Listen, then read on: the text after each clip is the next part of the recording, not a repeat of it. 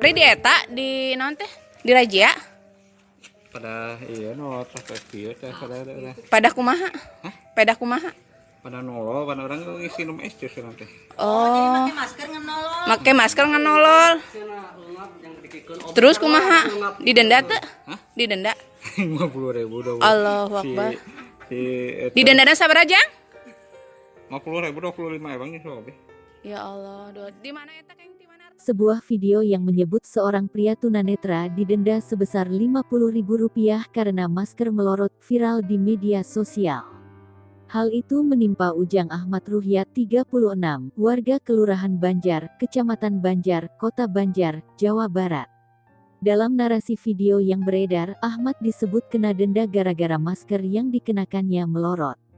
Terkait hal itu, juru bicara Satgas COVID-19 Kota Banjar, Agus Nugraha, angkat bicara. Ia menegaskan bahwa kasus viral tersebut tidak memuat informasi yang sebenarnya. Agus menjelaskan, insiden yang menimpa Ahmad bukan dilakukan oleh anggota Satgas. Lebih lanjut, Agus menjelaskan, dalam penindakan dan penjatuhan sanksi denda terhadap pelanggar protokol kesehatan di masa PPKM darurat ada beberapa tahapan. Jadi tidak bisa, ketika tidak pakai masker orang tersebut langsung ditindak di TKP, itu tidak bisa, tegasnya.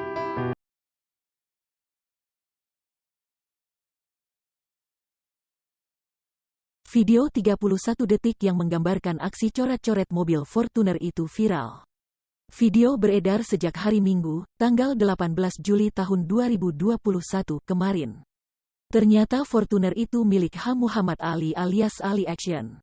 Ia merupakan pengusaha kuliner rumah makan seafood dan pecel lele di Kuningan. Saat ditemui di rumahnya di lingkungan Pasapen, Kelurahan, Kabupaten Kuningan, Ali Action membenarkan bahwa aksi coretan mobil itu terjadi kemarin.